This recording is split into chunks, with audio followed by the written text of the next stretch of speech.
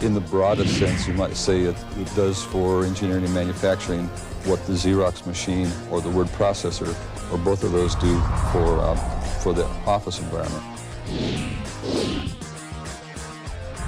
Selected 3D Systems because of their history, the fact that they really are the inventor and the establisher of this technology.